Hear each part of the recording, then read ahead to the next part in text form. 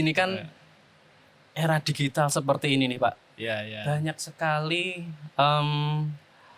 anak muda bahkan orang yang udah berusia lanjut nih Pak, yang Ya pernah sedang lihat itu ya. ya, kan sekali ini sedang gemar-gemarnya tuh masih bisa-bisanya main TikTok, main Instagram. Nah, kebanyakan ada beberapa yang hingga membuat live saat tarawih gitu Pak, sampai membuat konten saat tarawih. Nah, momen yang ibadah ya, saat-saat ibadah. Nah, ibadah itu sebenarnya kan hubungan kita dengan Allah, dengan Tuhan, bukan hubungan kita dengan manusia. Sebenarnya seperti itu ya ada bagusnya, tapi tinggal niatnya. Ya, oke. antara dakwah atau riya.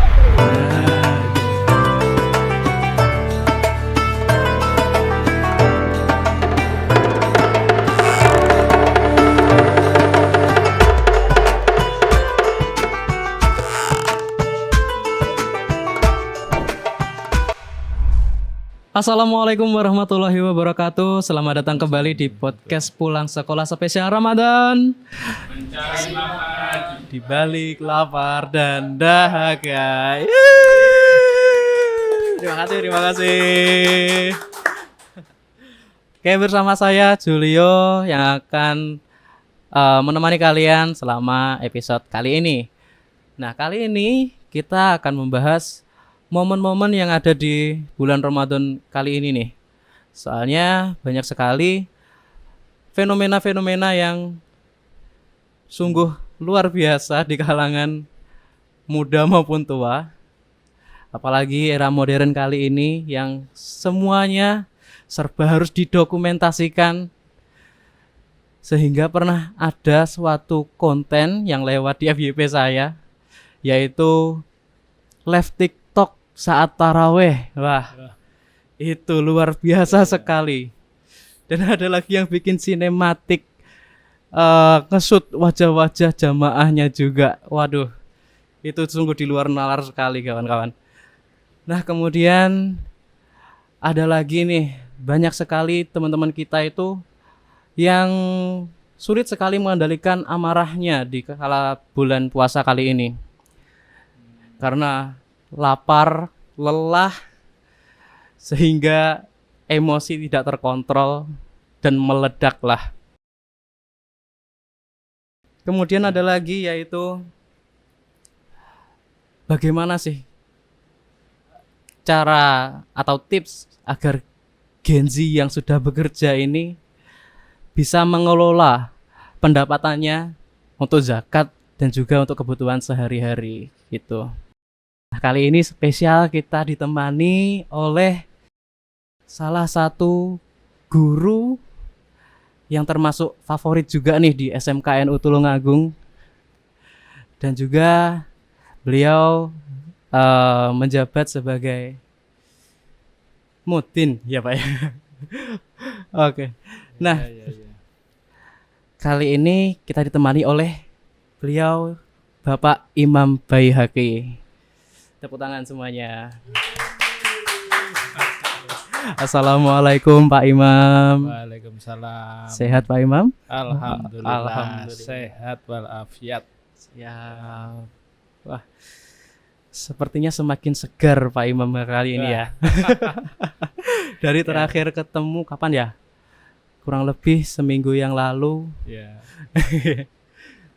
Beliaunya alhamdulillah tetap sehat dan semangat. Alhamdulillah sehat berkat doa dan sarapan sahur yang banyak. Alhamdulillah, masya Allah.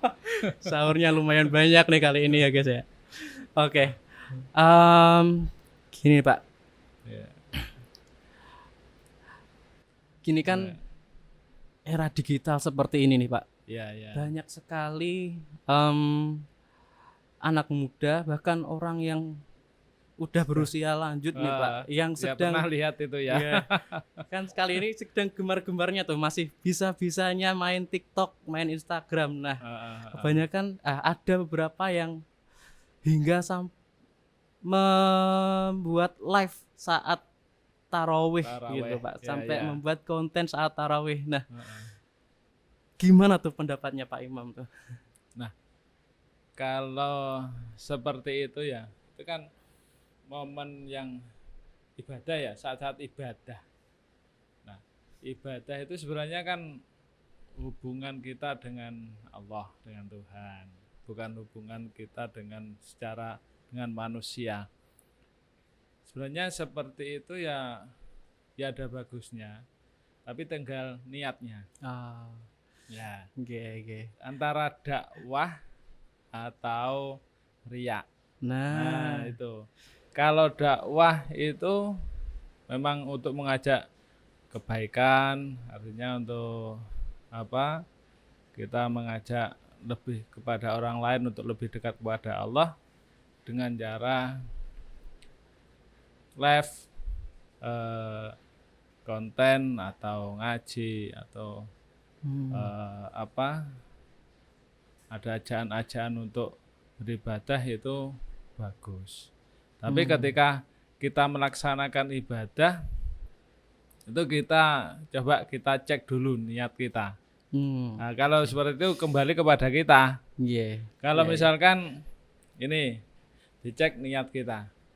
Ketika kita live ya saat ibadah itu, kira-kira kalau tidak ada yang melihat kecewa apa enggak? Oh, iya Ya. iya. Kalau kecewa, Iya, iya. wah berarti kan ini Iya, ada unsur riak riak, gitu. ada unsur riaknya ini Iya. ya. Jadi cek dulu. Hmm. Terus kemudian cek dulu kontennya. Kira-kira kontennya itu lebih menonjolkan diri atau lebih mengajak ke ibadah atau mendekatkan kepada Allah. Kalau lebih misalkan ngevlog kita apa, lah itu kan Ah, kayaknya iya.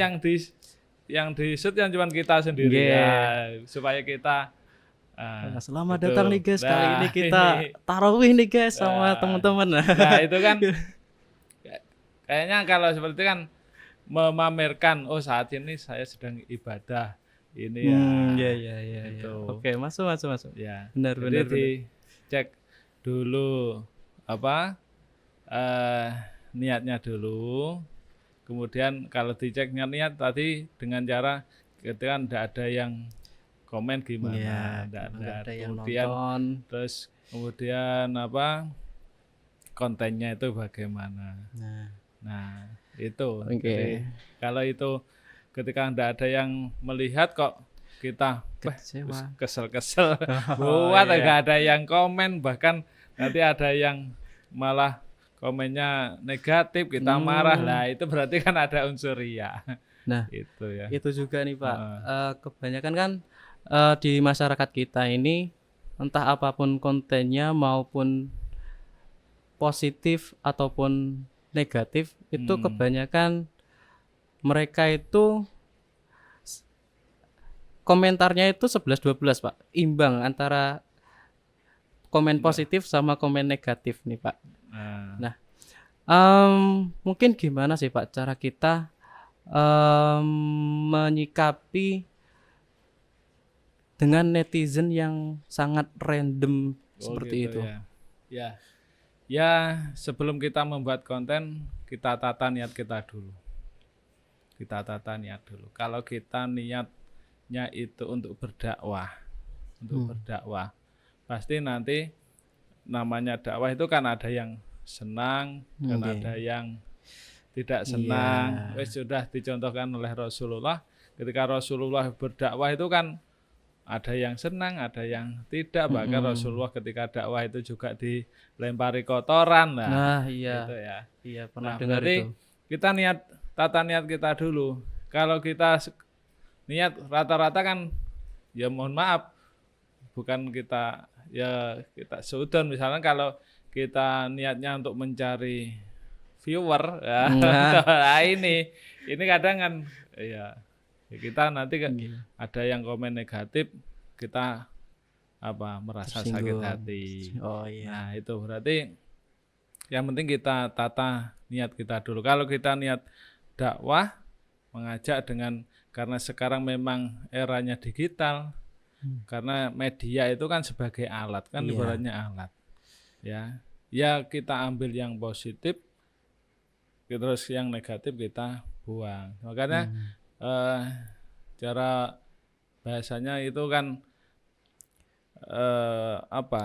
Menyaring. lihat ketika kita misalkan kita yang melihat, janganlah membenci sesuatu, mungkin bahkan itu malah lebih baik.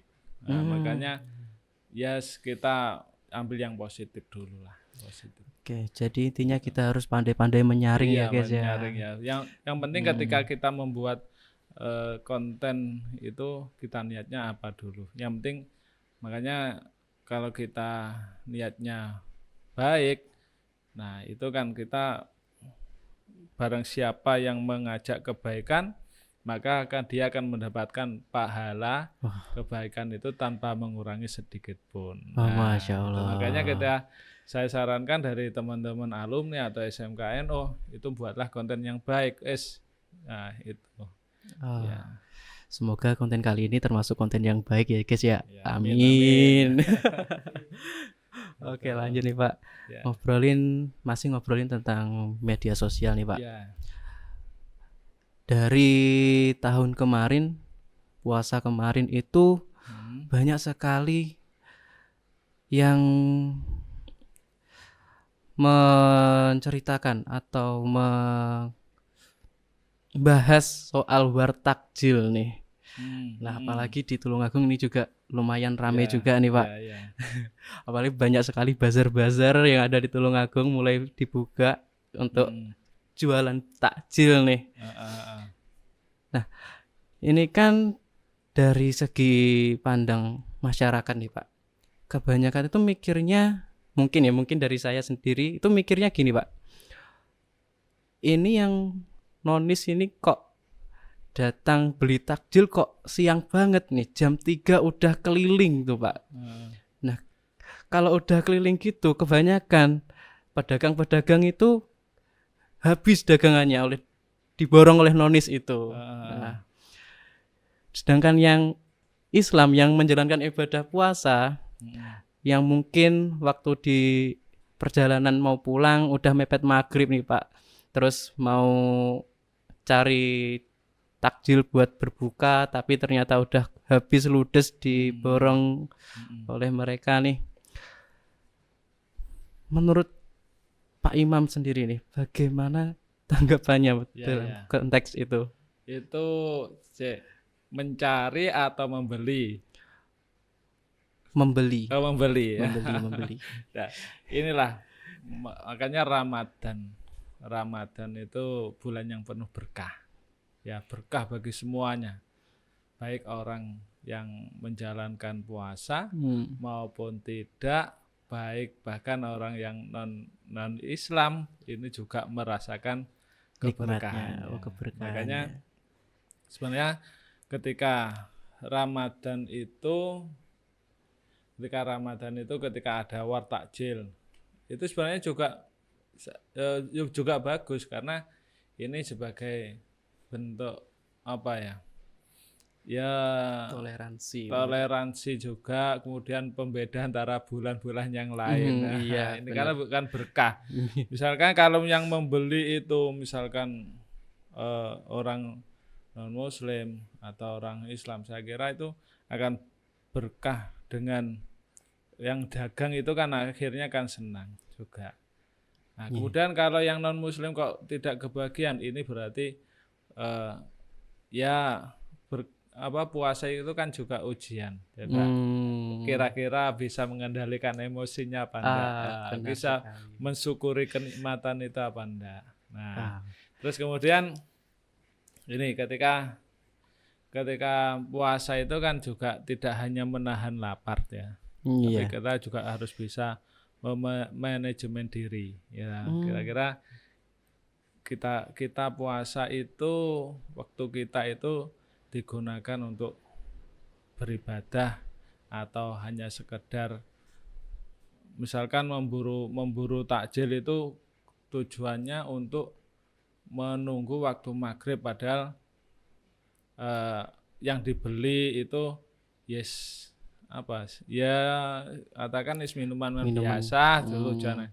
Sebenarnya itu kurang, kalau manajemen waktu itu saya kira kurang bisa memanfaatkan waktu di bulan puasa, di bulan Ramadan. Karena di bulan Ramadan itu kan semuanya amal itu kan dinilai ibadah.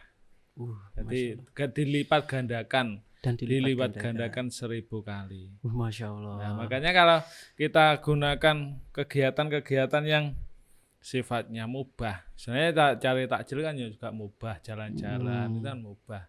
Kan lebih baik kita gunakan untuk zikir, baca Al-Quran, untuk mengisi memanfaatkan waktu itu. Misalkan kalau nunggu waktu maghrib sambil nyekroli HP, bahkan nanti yang dilihat makanan. Ini akhirnya apa bisa mengurangi pahala kita ini akhirnya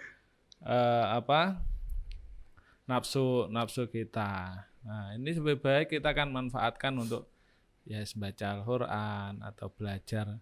Nah, yang di situ mengandung ibadah. Iya. Gitu. Oke. Ya. Wah, luar biasa sekali. Terus kemudian yang paling penting gini. Sebenarnya beli takjil itu saya kira juga bagus. Kita niatkan untuk sedekah. Sebenarnya ketika orang itu jualan kemudian tidak ada yang beli, gimana? Ya, itu juga kasihan. Sebenarnya juga bagus saja. Tapi kita kembali lagi ke niat kita. Niat kita untuk sedekah. Gitu sudah kita dapat dunia dan akhiratnya. Masya Allah. Jadi gitu ya guys. Jadi jangan salahkan untuk teman-teman kita yang bukan muslim untuk ikut luar takjil juga gitu ya. Jadi mereka itu sebenarnya membantu para UMKM kita juga nih dalam mencari nafkah buat keluarga mereka. Jadi gitu ya. Nah, perihal takjil juga nih Pak. Kan kita ini puasa juga sebenarnya membakar kalori yang ada di tubuh kita untuk dijadikan energi untuk selama puasa.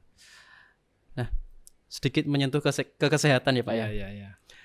Nah, banyak sekali teman-teman kita baik yang muslim ataupun yang non muslim itu kalau cari takjil itu kebanyakan yang dicari itu gorengan nih Pak. Nah, sedangkan gorengan itu kan banyak sekali kandungan lemak-lemak yang jahat nih Pak. Sedangkan kita selama puasa nih Pak, dari subuh kita kan menahan lapar dan dahaga kita, sehingga tubuh ini memakan racun-racun yang ada di tubuh kita untuk jadikan energi.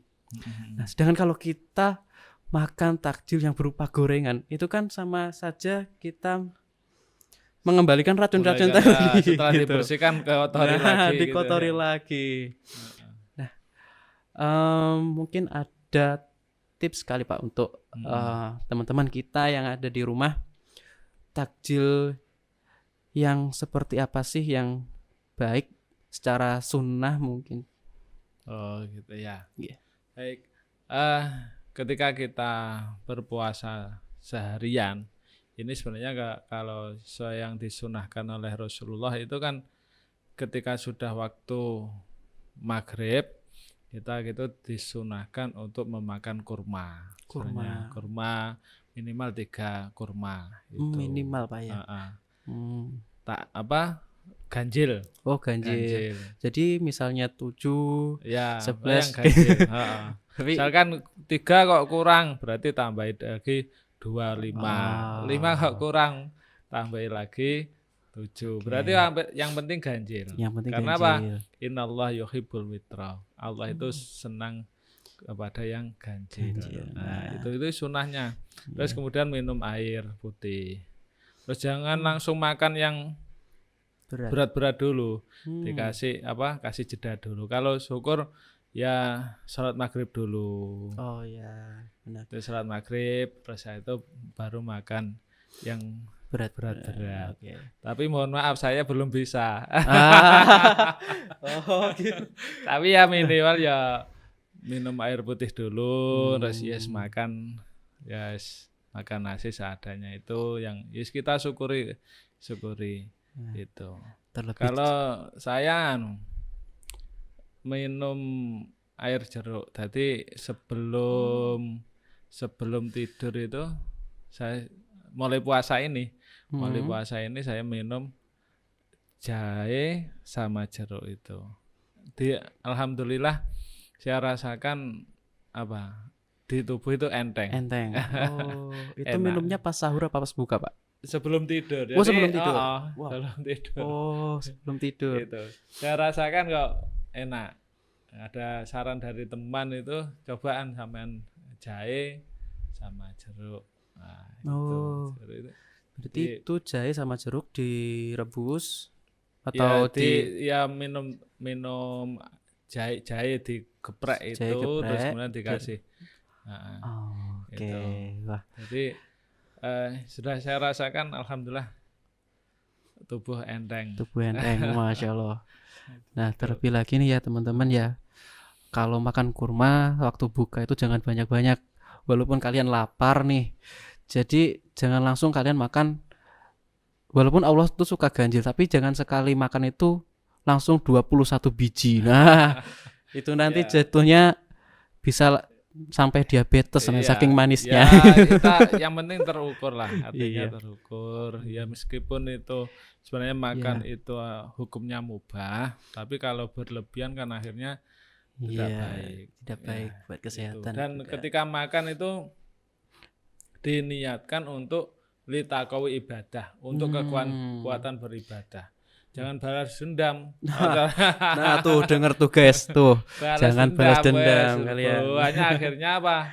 Makan yang banyak, akhirnya nanti taraweh sudah ngantuk, Lemes, males, akhirnya kan apa kualitas ibadah kita akhirnya kan terganggu. terganggu. Oh Gitu, iya. berkurang. Benar sekali, Pak. Ya, harus terukur. Nah, sedangkan kalau kita puasa itu Pak ya, Nah, selain kita menahan lapar dan dahaga kita juga harus menahan emosi nih Pak. Nah, banyak sekali nih Gen Z saat ini Pak. Mereka itu kalau nggak merasa nggak sesuai dengan dia sedikit aja bisa langsung resign tuh Pak. Wah. Nah, cara menghadapi atau cara menangani mood kita supaya tetap stabil, tidak mudah marah itu gimana Pak?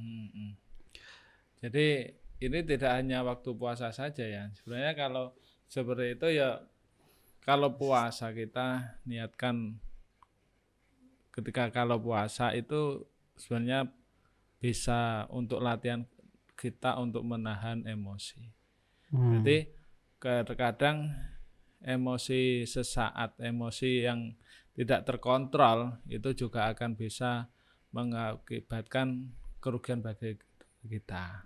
Nah, makanya puasa ini sebenarnya kan juga sebagai latihan kita untuk mengontrol emosi kita.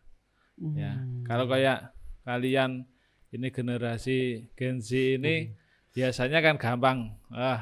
Itu ya. Dengar tuh guys ya. Itu. Dengar Artinya gini.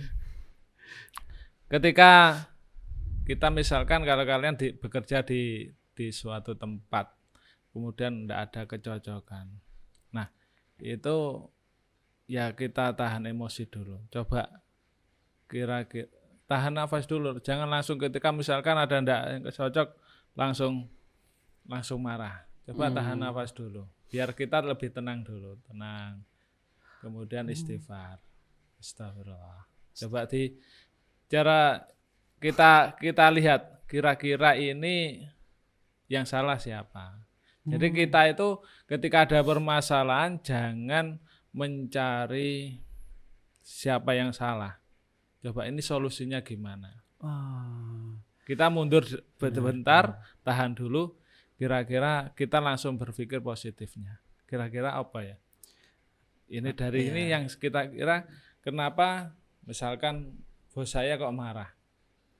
Ini yang salah siapa? Oh iya, mungkin saya ini. Oh iya, mungkin dari teman itu karena ketidakketahuannya. Mungkin karena kecerobohan saya. Atau mungkin karena ada apa ya? Katakan misalkan tuduhan kepada saya yang tidak kita lakukan. Kita santai saja kalau memang tidak ada, oh ini bukan kesalahan saya, kesalahan teman saya. Santai saja. Nah, itu. Jadi jangan langsung marah gitu ya. Nah, setelah itu, setelah kita tahu, kita lebih baik diam dulu. Diam dulu, cara istilahnya api itu biar padam dulu. Baru cari kita solusinya bagaimana. Kalau orang itu makanya orang itu kalau sebisa itu mempunyai mentalnya lebah. Gimana tuh Pak? Mental lebah. Jangan mempunyai mentalnya lalat. Nah, kalau lalat itu kan selalu bisa dimanapun kotoran itu pasti kan dia bisa tempat tahu. Terus kemudian tidak punya adab. Lalat itu ya. Artinya apa? Kalau mentalnya lalat itu selalu menemui celah kejelekan orang lain dia. Nah, terus akhirnya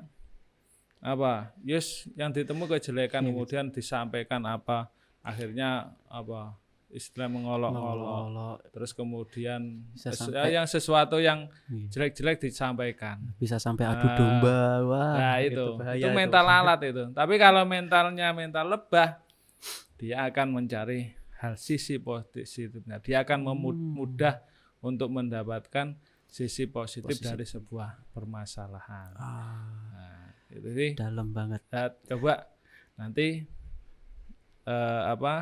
kalau lalat itu kan di mana ada madu, ada yang baik dia akan ambil. Oh, benar. Ya lah.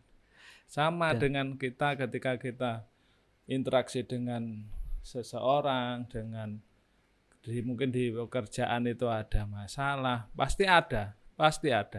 Iya. Maka kita coba cari positifnya. Ini kalau kita bisa mengambil positifnya, ini akan efek kepada kita akan lebih menjadi dewasa dalam berpikir. Terus kemudian kita dalam memutuskan sesuatu ini pasti akan tepat sesuai sasaran.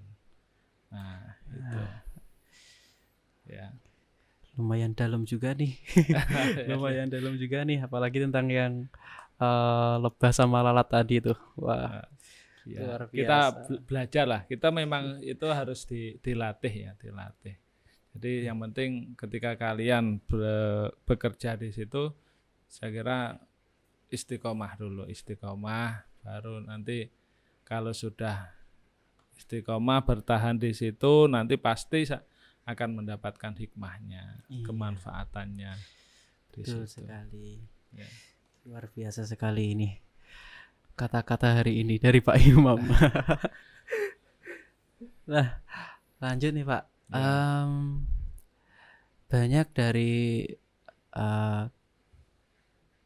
teman-teman Gen Z ini Pak, orang-orang muda ini yang baru bekerja, istilahnya mereka itu sudah punya pendapatan sendiri nih Pak.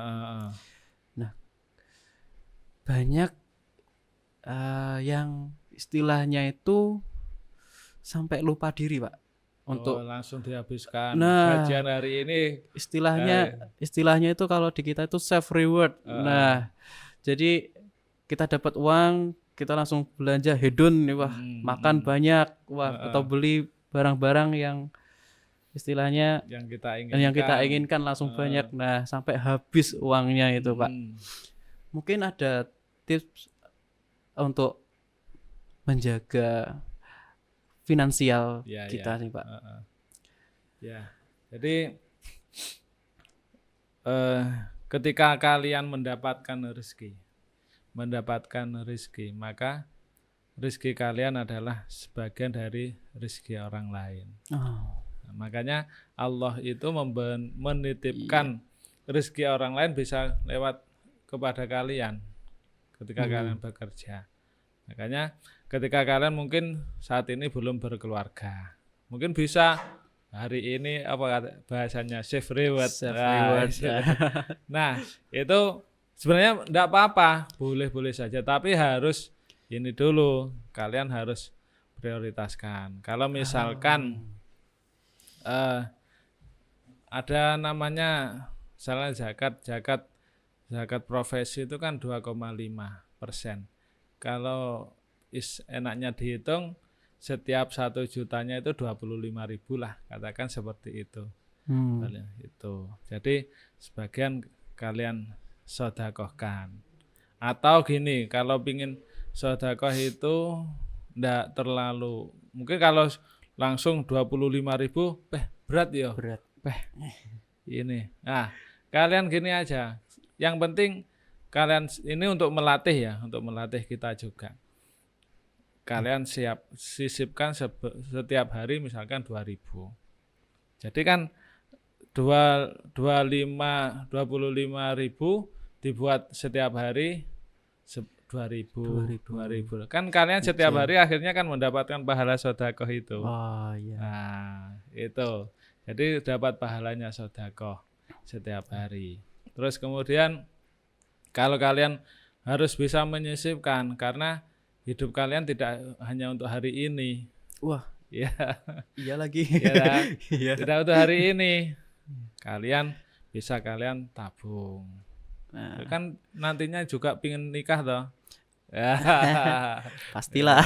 Pastilah, Pak. Pak. Ini kalau kalian punya rencana mau menikah, kalian sisipkan berapa persennya, sisipkan. Oke. Itu. Terus kemudian ditata. Kemudian ini untuk membeli kebutuhan sehari-hari.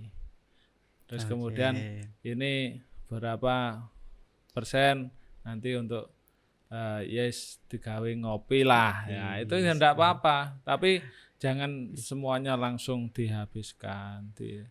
Nah, itu karena ya kita enggak tahu besok itu kita gimana, rezeki kita gimana. Tapi insya Allah dengan ini yang sudah saya pengalaman saya lakukan itu ya alhamdulillah saya merasa enggak pernah kekurangan. Nah, merasa cukup. Masya Allah. Merasa cukup.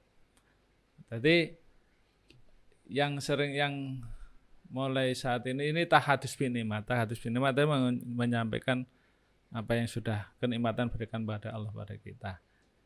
Ini ya yang sering kita lakukan di SMKNU sholat duha. Sholat duha kalau bisa jangan sampai diistiqomahkan lah, diistiqomahkan. Karena sholat duha ini juga salah satu untuk cara istilahnya nyenggrek rezeki kita, dimudahkan dalam hal masalah urusan rezeki. Kemudian ya sedekah itu. Kan kita setiap pagi di SMKNU kan sudah diajari untuk pembiasaan sholat duha. Kira-kira kalau sampean Mas Julio ya setiap hari sholat duha di rumah? Insya Allah masih. Kalau nggak lupa. Kalau nggak lupa. Saya kadang meskipun itu sunnah tapi ya diistiqomahkan insya Allah. Ini kemarin saya pernah ketemu dengan alumni siapa ya namanya, lupa saya. Angkatan berapa Pak? Angkatan 2. Angkatan kedua. Siapa ya? Ya awalnya gini, ya ceritanya gini. Dia itu gimana kabarnya? Alhamdulillah. Kalau guru kan biasa ya.